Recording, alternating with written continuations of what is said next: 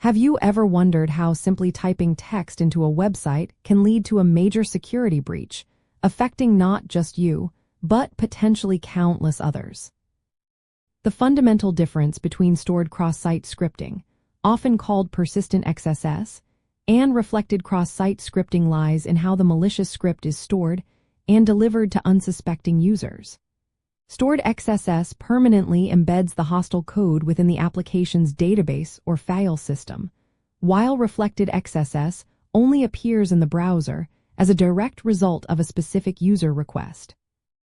With stored XSS, an attacker injects a malicious script into a web application, perhaps through a comment field or a profile update, which the application then saves to its backend data store.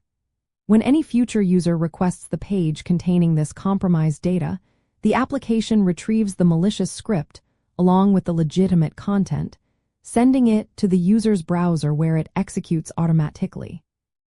In contrast, reflected XSS occurs when an attacker crafts a URL containing a malicious script, and this script is then echoed or reflected back to the user's browser, usually as part of an error message or search result, causing it to execute. To guard against these threats, developers must implement robust input validation and output encoding on all user-supplied data. Input validation involves checking and sanitizing data as it enters the application, ensuring it conforms to expected formats and does not contain dangerous characters.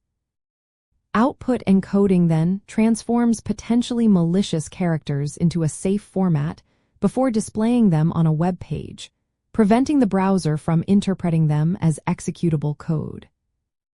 An interesting nuance is that stored XSS attacks often leverage longer-term persistence mechanisms, like NoSQL databases that might not enforce strict schema validation, making them particularly insidious once established. Reflected XSS, conversely, frequently exploits how server-side frameworks handle unsanitized URL parameters, making it a common target for phishing campaigns where users are tricked into clicking a malicious link. Both attack types commonly aim to steal session cookies, hijack user accounts, or deface websites.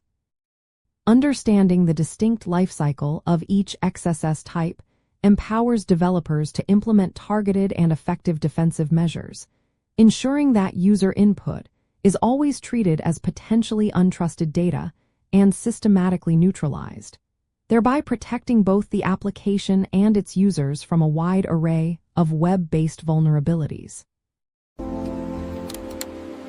If this helps you code smarter, like, subscribe, and stay tuned for more.